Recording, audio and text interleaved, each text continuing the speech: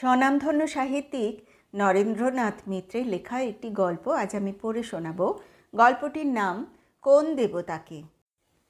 কড়াটা নড়ছে তো নড়ছি, এই দুপুরবেলায় কি আবার এলো জ্বালাতে। পাড়ার কোনো ছেলে টেলে হবে, ওদের তো সময় অসময় বলে কোনো কিছু নেই, যখন খুশি এলেই হলো। মা রান্নাঘরের কাজে ব্যস্ত, বড়দি বাথরুমে, একবার ঢুকলে সহজে বেরোতে চায় না। ছর্দি বইয়ের পাতায় মুখ গুজে বসে আছে, সামনে এমই পরীক্ষা। পুরো একটা সপ্তাহ আর নেই মাঝখানে। ছর্দি পরীক্ষার ব্যাপারে ভারী নার্ভাস। অগত্যা সঞ্চিতাকেই এসে দৌড় খুলে দিতে হলো। সামনে এক ভদ্রলোক স্মিত মুখে দাঁড়িয়ে রয়েছেন। পরনে ফর্সা ধুতি পাঞ্জাবি, মাথার চুল সব পাকা, তবু অপূর্ব সুন্দর দেখতে। নিটোল নাক, টানা চোখ, গায়ের রঙও ফর্সার দিকে। সুপুরুষ কিন্তু বয়স্ক মানুষ। ভদ্রলোককে চেনা চেনা লাগছে, অথচ ঠিক পুরোপুরি চিনে উঠতে পারছে না সঞ্চিতা। এই অবস্থায় ভারী অস্বস্তি লাগে। ভদ্রলোক হেসে বললেন, কি গো, চিনতেই পারছো না? নলিনীর ছোট মেয়ে না তুমি? সঞ্চিতা অস্ফুট স্বরে বলল, হ্যাঁ। ভদ্রলোক বললেন, নলিনী কোথায়? সঞ্চিতা বলল, মা রাঁধছেন। এখনও ওর রান্নাবান্না শেষ হয়নি? চিরকালের অভ্যেস। সঞ্চিতা দোরের সামনে থেকে একটু সরে দাঁড়িয়ে বলল, আপনি ভিতরে আসুন। ভদ্রলোক হেসে বললেন, যাক, এতক্ষণে তুমি বোধহয় কিছুটা নিশ্চিন্ত হতে পেরেছ। লোকটি চোর নয়, ডাকাত নয়, ছেলে ধরা কি মেয়ে ধরা ধরনের কিছু নয়। তাকে আসতে দেওয়া যায়, বসতে বলা যায়। সঞ্চিতা লক্ষ্য করল, ভদ্রলোক একটু বেশি কথা বলেন। বয়স বেশি হলে কেউ কেউ তাই বলে, কিন্তু ওর বলবার ধরনটি বেশ সুন্দর। উচ্চারণ স্পষ্ট আর গলাটি ভারী মিষ্টি। এমন গলায় কেউ বকবক করলেও বিরক্তি আসে না। ঘরের মধ্যে একখানা লম্বা সোফা পাতা। ভদ্রলোক তার একধারে বসে পড়লেন, হাতের ব্যাগটাকে রাখলেন পাশে। তারপর সঞ্চিতার দিকে চেয়ে হেসে বললেন, কই তোমার বাবা মা, কই দিদিরা, কই ডাকো ওদের। এলামি যখন, সবাইকে একবার দেখে যাই। সঞ্চিতা বলল, কি বলবো মাকে? বলবে তোমার টোকো মামা এসেছে। ভাগ্যে টাক পড়েনি, তাহলে সবাই বলতো টেকো মামা। কিন্তু দেখেছো তো মাথার চুল, পাক ধরলে কি হবে, এখনও বেশ ঘন আর শক্ত। টেনে দেখো, এক গাছিও তুলতে পারবে না। অবশ্য তোমার কাছে আমার চুলের গর্ব সাজে না, তুমিও তো অরণ্যকুন্তলা। সেই কালের নভেলিস্ট হলে বর্ণনা দিতে বসতেন, আগুল ফুলম্বিত কি সুদাম, আহা হা। সঞ্চিতা একটু আর চোখে তাকালো। শুধু মুখেই নয়, ভদ্রলোকের দুটি চোখেও যেন মুগ্ধতার বিস্তার। এমন দৃষ্টি ওর বয়সী কোনো ভদ্রলোকের কাছে অপ্রত্যাশিত। ঘরের সামনে রেলিং দেওয়া একফালি বারান্দা। সেই বারান্দায় নেমে ডান দিকে ঘুরে গেলে একেবারে শেষ প্রান্তে যে ছোট্ট ঘরটুকু আছে, সেটাকেই মা রান্নাঘর বানিয়েছেন। মায়ের কড়াতে তখনও চচ্চড়ি। এই রান্নাঘরখানাই যেন মায়ের সবচেয়ে প্রিয় ঘর। এই ঘরই তার বিশ্বজগৎ। রান্নার মধ্যেই যেন তিনি তার সমস্ত শিল্প নৈপুণ্যকে ঢেলে দিয়েছেন। তার দ্বিতীয় কোনো প্যাশন নেই। ও মা, দেখো এসে এক ভদ্রলোক এসেছেন, ডাকছেন তোমাকে। নলিনী মুখ ফিরিয়ে বললেন, কে? বলছেন তো তোমার টোকো মামা। আসলে একটি বক্তিয়ার খিলজি, এত বকবক করতে পারেন। সঞ্চিতা যতটা অভিযোগে সুরে কথাটা বলতে চাইছিল, ততটা রুক্ষতা কিন্তু ওর গলায় ফুটে উঠল না। বরং কোথায় যেন একটু প্রশ্রয়ের আমেজ লাগলো। সেই প্রসন্নতাটুকু সঞ্চিতা নিজের কাছেও গোপন রইল না। নলিনী উঠে দাঁড়ালেন। পরনে লাল পেরে সাদা খোলের শাড়ি, আধ ময়লা হয়ে গিয়েছে। তিনি আঁচলে হাতখানা মুছে নিলেন। সঞ্চিতা বলল, মা, শাড়িটা বদলে নিলে না? নলিনী বললেন, টুকু মামার কাছে যাব, এতেই হবে। অমনিতেও মা বেশভূষা সম্বন্ধে খুব উদাসীন, সাজসজ্জা করতেই চান না। মেয়েরা শাড়ি ধরবার পর নিজে রঙিন শাড়ি পরা ছেড়েই দিয়েছেন। এই নিয়ে বাবা একসময় খুব বকাবকি করতেন, এখন হাল ছেড়ে দিয়েছেন। মায়ের সঙ্গে সঙ্গে সঞ্চিতা আবার বাইরের ঘরে চলে এলো। এবার আর সে সামনে এলো না, মায়ের পিছনে দাঁড়িয়ে রইল। নলিনী বললেন, টোকো মামা, কতদিন পরে এলে বলো তো? পথ ভুল করে নিশ্চয়ই। ভবানীপুরে সেই যে শেষ দিন মেয়ে নীলুর বিয়ের সময় দেখা হয়েছিল, তারপর আর দেখা সাক্ষাৎ নেই। আসোই না আজকাল তো। টোকো মামা বললেন, আশা কি সোজা রে, তোরা তো কিছুতেই আর সাউথে গেলি নি। কি সুখে যে এখানে পড়ে আছিস তোরাই জানিস। এ যেন দুটো শহর, একটা হাল আমলের আর একটা অষ্টাদশ শতাব্দীর। মাঝখানের পথটা আজকাল এত লম্বা মনে হয় যেন সুমেরু কুমেরুর ব্যবধান। তা তো হলো, কিন্তু এ কী চেহারা করেছিস, একেবারে শুষ্কং কাষ্ঠং। আমি তো তোর চেয়ে অন্তত বছর 5 বড়, কিন্তু দেখলে মনে হয় তুই যেন আমার বড় মাসি। নলিনী হাসি মুখে বললেন, তুমি ঠিক আগের মতোই আছো টোকো মামা। তোমার ধরন ধারণ কথাবার্তা কিচ্ছু বদলায়নি। বিয়ে থা তো করলে না? টোকো মামা বললেন, ভালো কথা, ভুলেই যাচ্ছিলাম। তোদের তো বিয়ের নিমন্ত্রণ করতেই এসেছি। ব্যাগটা খুলে ফেললেন ভদ্রলোক। তার ভিতর থেকে লম্বা একখানা খাম টেনে বের করলেন। লাল কালিতে এক কোণে কোনাকুনিভাবে ছাপা রয়েছে শুভ বিবাহ। নলিনী বললেন, কার বিয়ে টোকো মামা? তোমার নিজের নাকি? টোকো মামা হেসে উঠলেন, তাহলে তো একটা দারুণ স্টান্ট দিতেই পারতাম, কিন্তু সেটা ওস্তাদের শেষ মার বলে এখনও থামিয়ে রেখেছি। ছোড়দার মেয়ে টুলু, তার বিয়ে। এইটি 4 নম্বর, এরপরেও 2টি আছে। জানিস বোধ হয় ওরা থাকে চক্রধরপুরে, কিন্তু বিয়ে হচ্ছে কলকাতায়। গড়িয়াহাটায় বাড়ি ভাড়া করেছেন। অল্প দিনের মধ্যে সব ঠিকঠাক হয়েছে। আমি তো আর কিছু পারি না, শুধু চিঠি লিখতে পারি আর চিঠি বিলি করতে পারি। সেই ভার পড়েছে আমার ওপর। এই নে। চিঠিখানা নলিনীর দিকে এগিয়ে দিতে দিতে তিনি বললেন, গৃহকর্তাটি কোথায়? আমাদের জামাতা বাবা জীবন শ্রীমান তপেশচন্দ্র। নলিনী বললেন, তিনি গেছেন উড়িষ্যায়, ময়ূরভঞ্জে। ময়ূরভঞ্জে? সেখানে আবার কেন পাঠিয়েছিস? নলিনী বললেন, আমি পাঠাবো কেন? পাঠিয়েছে অফিস। তাকে তো অফিসের কাজে বছরে 6 মাস প্রায় বাইরেই কাটাতে হয়। টোকো মামা বললেন, ও, সে তো আবার জিওলজিস্ট, ভূতাত্ত্বিক, আর আমি ভূত রইলাম। নলিনী বললেন, তুমি ভূত কেন হবে? তোমার মতো জ্যান্ত মানুষ কজন আছে? চিন্তা নেই, ভাবনা নেই, কন্যাদায় নেই, বেশ আছো। টোকো মামা হাসি মুখে চুপ করে রইলেন। তারপর হঠাৎ উঠে দাঁড়িয়ে বললেন, চলি এবার। যাস কিন্তু সবাইকে নিয়ে, না গেলে ছোড়দা দুঃখ পাবেন। নলিনী বললেন, এখনই উঠবে কোথায়, এই ভর দুপুরে? বসো, চাটা খাও, তারপর চান টান করে 2টি ডাল ভাত খেয়ে যাবে। টোকো মামা বললেন, ওরে বাবা, আমার যে অনেক কাজ রে, আমার যে আরও অনেক জায়গায় যেতে হবে। ট্যাক্সিটা ছেড়ে দিয়ে এলাম, ড্রাইভার আর থাকতে চাইছিল না। নলিনী সঞ্চিতার দিকে চেয়ে বললেন, সঞ্চু, যা তো মামার জন্য 1 কাপ চা করে নিয়ে আয়। চা খাবে না কফি টোকো মামা? তোর যা খুশি, আমি সবই খাই, কিছুতেই অরুচি নেই। কিন্তু তোর ওই সঞ্চারিণী পল্লবিনীকে কোথাও পাঠাসনি, ও বসুক এখানে, একটু আলাপ টালাপ করি। এতক্ষণ তো তোর আড়ালে মুখ লুকিয়েই রইল। নলিনী সস্নেহে মেয়ের দিকে তাকালেন। ওরা ভারী লাজুক, ঘর কোনো, কারো সঙ্গে মেশে টেশে না, মোটেই আজকালকার মেয়েদের মতো নয়। তিনি বললেন, এ তো বড় চিন্তার কথা। একালের মেয়ে হয়েও ওরা একালিনী হচ্ছে না। আর আমি তো 3 কাল খুইয়েও প্রাণপণে চেষ্টা করছি একালে ঢুকে পড়তে। নলিনী বললেন, চেষ্টার কি আছে, তুমি তো ঢুকেই বসে আছো। সঞ্চু, তুই বস ওর কাছে। ভালো কথা। তোমাকে কি বলে ডাকবে ওরা, দাদু না দাদা? তিনি যেন আঁতকে উঠলেন। না, দাদু নয়, দাদু নয়।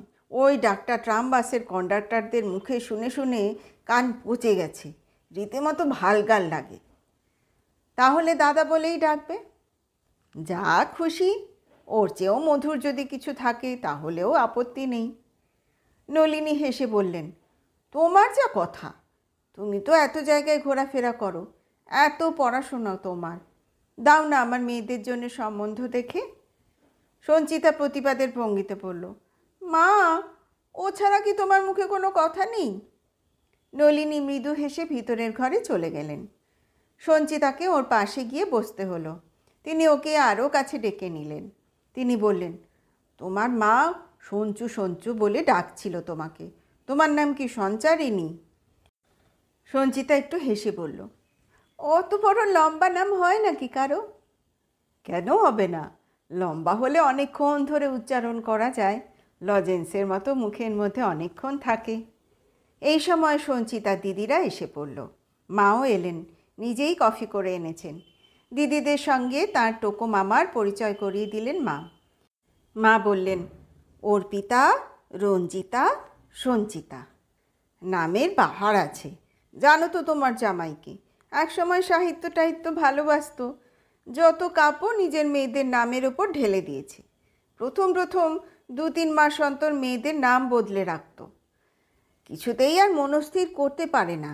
শেষে যখন স্কুলে ভর্তি করে দিতে হলো, তখন তো আর নাম ঠিক না করলে চলে না।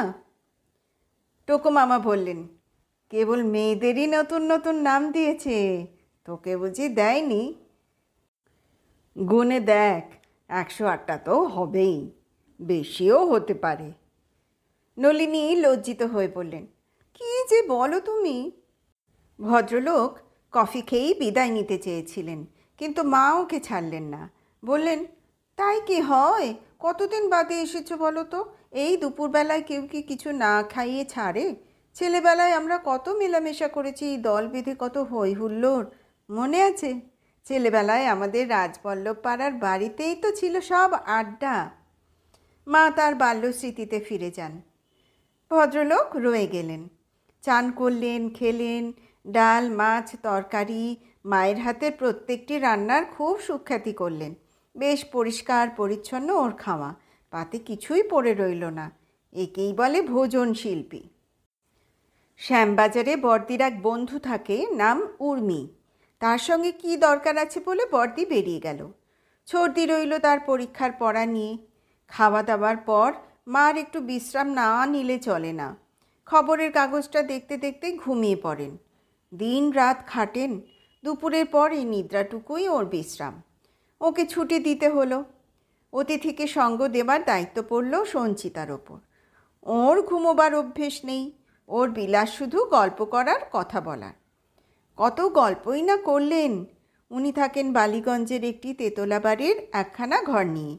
সেই ঘরে আর কেউ নেই, একাই থাকেন। বাড়িটার দোতলা একতলা জুড়ে বিয়ে বাড়ি, নিত্য উৎসব লেগেই আছে।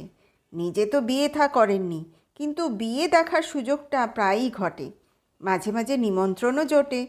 কোনো কোনো বিয়ে খুব সহজভাবেই হয়, আবার কোনো কোনো বিয়ের পিছনে কত জটিলতা, কত গোপন কান্না, কত বুক ফাটা দীর্ঘশ্বাসের ইতিহাস। কোনো লেখক যদি এসব দেখতেন কি শুনতেন, কত গল্প লিখে ফেলতে পারতেন। সঞ্চিতা জিজ্ঞাসা করল, আপনি লেখেন না কেন? তিনি বললেন, আমি শুধু চিঠি লিখতে পারি, চিঠি লিখতে ভালোবাসি। রোজ লেখেন? তা লিখি। রোজ আপনার নামে চিঠি আসে তাহলে? তা আসে। সঞ্চিতা বলল, ভারী মজার ব্যাপার তো। তিনি বললেন, তুমিও এই মজায় যোগ দাও না। সঞ্চিতা আমন্ত্রণটা এড়িয়ে গিয়ে বলল, আমারও সব অভ্যেস নেই। নতুন অভ্যেস করে নিলেই হয়। আমি রোজ ভোরে উঠে ভাবি, আজ কোনো না কোনো বন্ধুর চিঠি পাব। নতুন কথা কিছু থাকবেই তাতে, কিছু না কিছু বিস্ময় আমার জন্য অপেক্ষা করে আছে। সঞ্চিতা বলল, রোজই কি তেমন কিছু ঘটে? ভদ্রলোক বললেন, ঘটে না, কিন্তু আশা করতে ক্ষতি কি?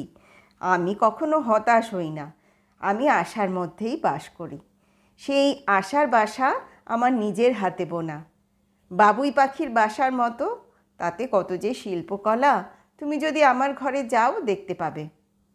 সঞ্চিতার বুকের মধ্যে ঢিপ ঢিপ করতে থাকে। সে যেন মায়ের টোকো মামার সঙ্গে কথা বলছে না, এই যেন এক অলৌকিক ক্ষমতাশালী জাদুকর। তার জাদুদণ্ডে সম্মোহন শক্তি, মায়ামন্ত্রে তিনি যে তাকে কোন অচেনা জগতে নিয়ে যাবেন তার ঠিক নেই। তার মাথার রূপালি চুলের গুচ্ছ যেন রূপোর মুকুট। তার বয়সের তুলনায়, শরীরের অন্য সব অঙ্গ প্রত্যঙ্গের তুলনায় চুলগুলি যেন হঠাৎ পেকে গেছে। বড্ড বেমানান বলে প্রথম মনে হয়েছিল সঞ্চিতার, এখন আর তা মনে হচ্ছে না। ইচ্ছা করেই ওর চোখের দিকে তাকাচ্ছিল না সঞ্চিতা। সে মায়ের কাছে শুনেছে কোনো কোনো লোক আছে যাদের চোখেই সব শক্তি। সেই শক্তি বলে তারা অন্তত কিছু সময়ের জন্যে মানুষকে দিয়ে যা খুশি তাই করাতে পারে।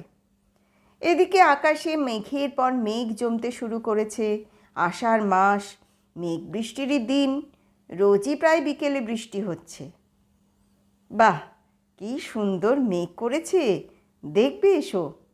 ভদ্রলোক রেলিং ঘেরা বারান্দায় গিয়ে দাঁড়ালেন। এসো এসো, দেখবে এসো। কি দেখবার আছে ওখানে উনিই জানেন।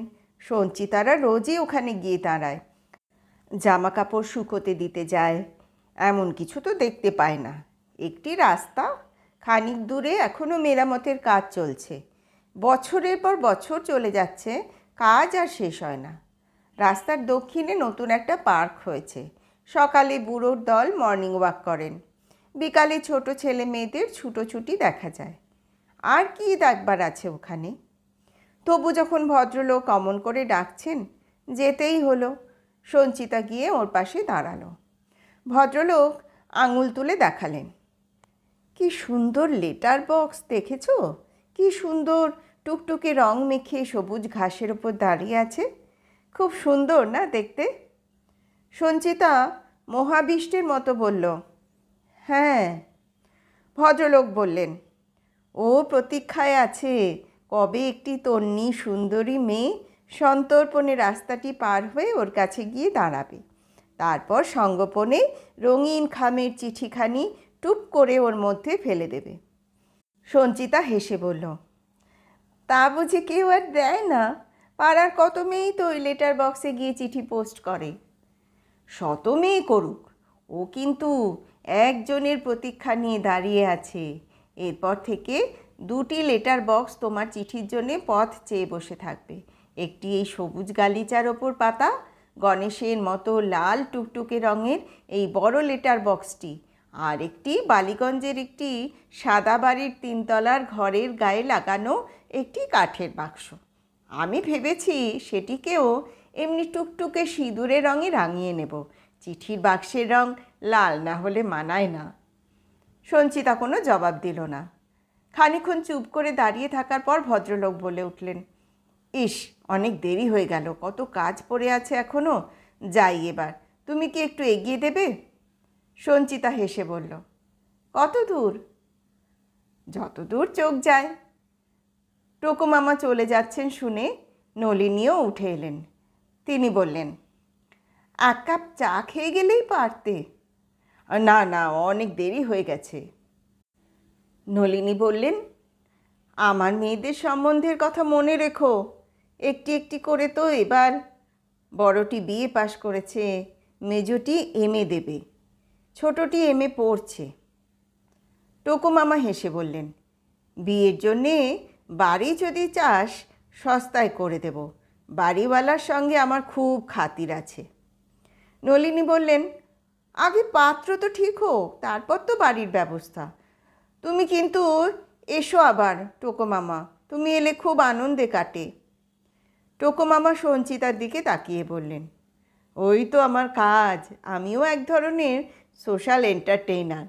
যদি জিজ্ঞেস করো আপনার মিডিয়াম কি, আমি বলবো আমার কোনো মিডিয়াম নেই, আমিই আমার মিডিয়াম। এতক্ষণে এই স্ফূর্তিবাজ মানুষটির গলায় যেন একটু বিষাদের ছোঁয়া লাগলো। দোতলা থেকে সিঁড়ি বেয়ে নামতে লাগলেন তিনি, পিছনে পিছনে সঞ্চিতা। টোকো মামা বললেন, খুব পুরনো বাড়ি তো দেখছি, লর্ড ক্লাইভের আমলের নাকি? সঞ্চিতা হেসে বলল, অত পুরনো নয়। অনেক ভাড়াটে থাকে বুঝি? এই যে একটা মাল্টিপারপাস স্টোর দেখছি। সঞ্চিতা বলল, তা বলতে পারেন। ওকে সদর দরজা পর্যন্ত এগিয়ে দিয়ে এলো সঞ্চিতা। রাস্তার উপরে বাস স্ট্যান্ড, গোটা দুয়েক বাস দাঁড়িয়ে আছে। তিনি রাস্তা পার হয়ে গিয়ে স্টার্টারের সঙ্গে কি একটু কথা বলে সামনের দোতলা বাসটায় উঠে পড়লেন। একেবারে দোতলায় চলে গেলেন। সামনের দিকে জানলার ধারে একটি সিটে বসে জানলা দিয়ে মুখ বাড়িয়ে হাত নাড়তে লাগলেন। সঞ্চিতা কিন্তু হাত নাড়ল না। কে জানে কে কোত্থেকে দেখে ফেলবে। ফিরে এসে সঞ্চিতা সবার জন্য চা করল। বাড়িতে থাকলে বৈকালিক চায়ের পাটটা সে নিজের হাতেই নেয়। চায়ের গন্ধ পেয়ে পড়া টড়া ছেড়ে রঞ্জিতাও এসে বসল। এতক্ষণ ওর মুখে কথা ফোটেনি, এখন ফোড়ন কেটে পড়ল। মা, তোমার টোকো মামা তো আমাদের সঞ্চুর সঙ্গে খুব ভাব করে গেলেন। সারা দুপুর ফিস ফিস, আর একটু হলে ওকে টোকো মামি বানিয়ে ফেলেছিলেন আর কি। মা হাসি চেপে ধমক দিয়ে বললেন, যা ফাজিল কোথাকার। সঞ্চিতা বলল, আমার করা চা খাচ্ছিস, আবার আমাকেই খুঁজছিস? অকৃতজ্ঞ। সামনেই পরীক্ষা, যদি কিছু একটা। রঞ্জিতা বলল, এই পরীক্ষা নিয়ে কথা বলবি নে। সঞ্চিতা জানে পরীক্ষার ব্যাপারে ওর দারুণ ভয়। নানা রকম কুসংস্কারের জালে বাঁধা, অনেক কিছু মানে টানে। মা তার টোকো মামা সম্বন্ধে আরও একটু স্মৃতিচারণ করলেন। আপন মামা নন, মায়ের পিস্তুত ভাই। একসময় খুব যাতায়াত মেলামেশা ছিল। সম্পর্কে মামা হলে কি হবে, আসলে মামা তো ভাইয়ের মতো, প্রায় সমবয়সী। অনেক গুণ ছিল, কিন্তু বড় অস্থিরমতি, নিষ্ঠা নেই। কত জায়গায় কত কাজ করেছে তার ঠিক নেই, ধরে আর ছাড়ে। এখন নাকি একটা গ্রামোফোন কোম্পানির সঙ্গে আছে। বিয়ে টিয়ে করলো না কেন কে জানে, লোকে নানা কথা বলে, নানা রকম রটনাও আছে। টোকো মামা নিজেও কি নিজের সম্বন্ধে কম রটায় নাকি? অদ্ভুত মানুষ। মা উঠে পড়লেন, কাজ সারতে হবে। রঞ্জিতা আবার তার বই নিয়ে বসল। সঞ্চিতা চুপ করে বসে রইল। মনের মধ্যে কী যে এলোমেলো ভাবনা, কল্পনার হাওয়া বয়ে যেতে লাগলো, তার কোনো মাথা মুন্ডু নেই। তারপর অনেক রাত্রে কাগজ কলম নিয়ে কিছু লিখতে বসলো সঞ্চিতা। কিন্তু কী লিখবে? গল্প কবিতা সেই স্কুলে থাকতে একসময় লিখত, কবে ছেড়ে দিয়েছে।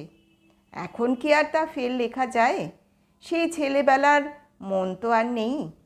এখনকার মন যা লিখতে চায় তার উপযোগী ভাষা কোথায়, ফর্ম কোথায়?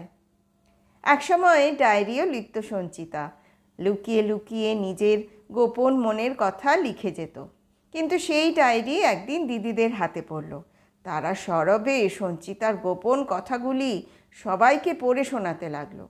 কী লজ্জা, কী লজ্জা! ছোট হবার বড় জ্বালা। রাগে দুঃখে সেই যে ডায়েরি লেখা ছেড়ে দিল সঞ্চিতা, আর লেখা হলো না।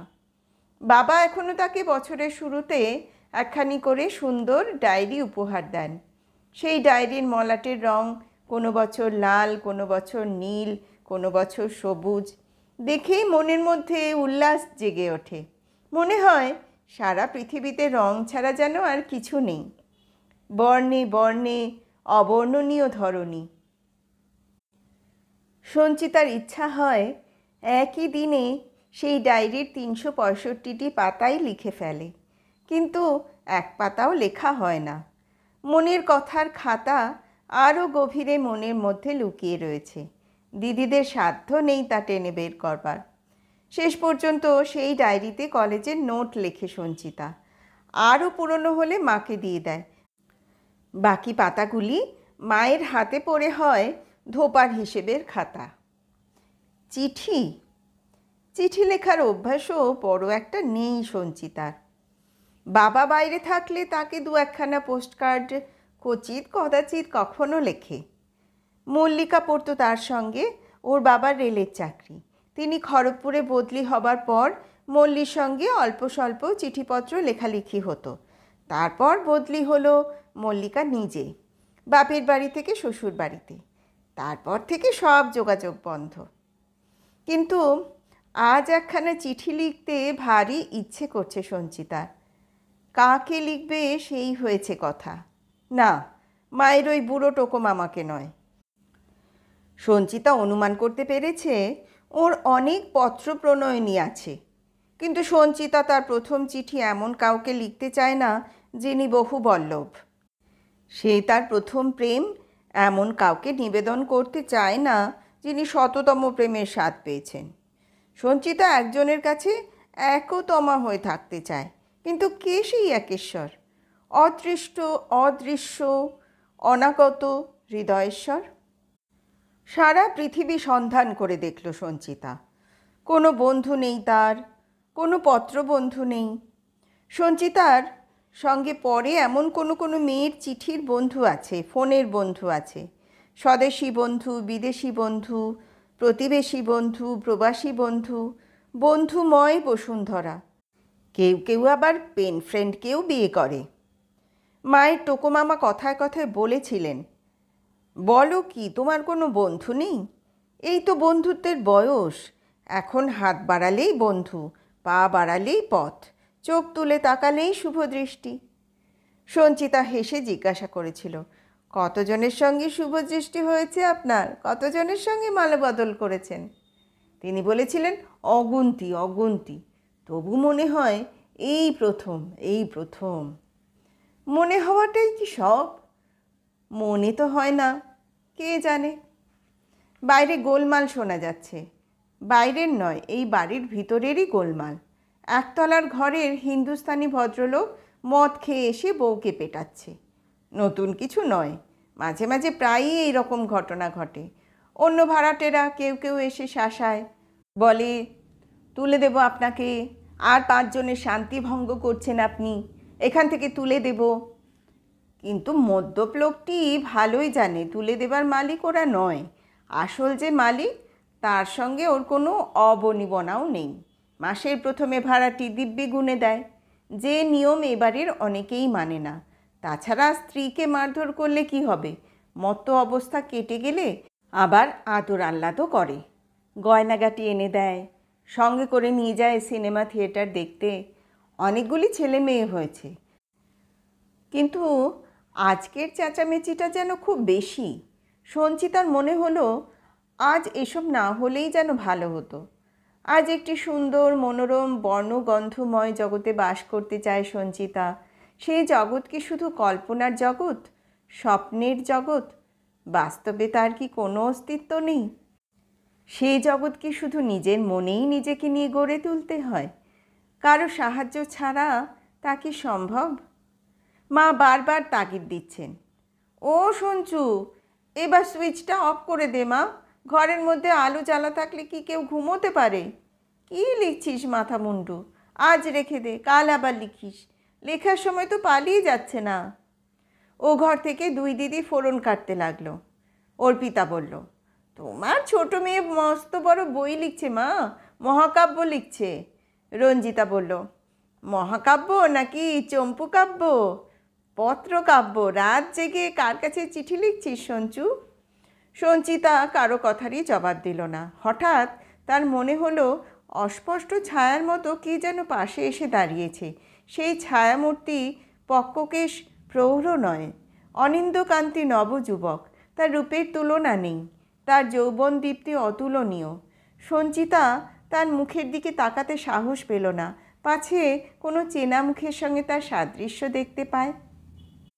আলো নিভিয়ে দিয়ে আলগোছে দক্ষিণের দোর খুলে সেই সরু রেলিং ঘেরা বারান্দায় এসে দাঁড়ালো সঞ্চিতা।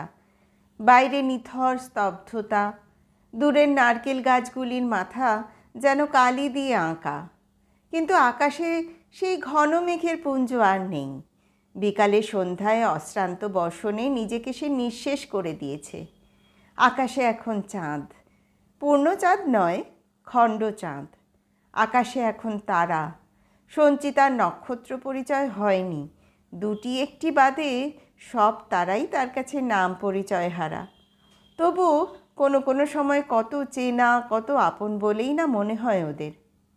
কী আশ্চর্য, ওই ম্লান চাঁদের আলো আর তারার মালার নিচে দাঁড়িয়ে আছে সে লেটার বক্সটি। বৃষ্টিতে ভিজে, জ্যোৎস্নায় ভিজে, যেন অপার্থিব লাবণ্যে ভরে উঠেছে ওই চিঠি ফেলার দীর্ঘাকার আধারটি।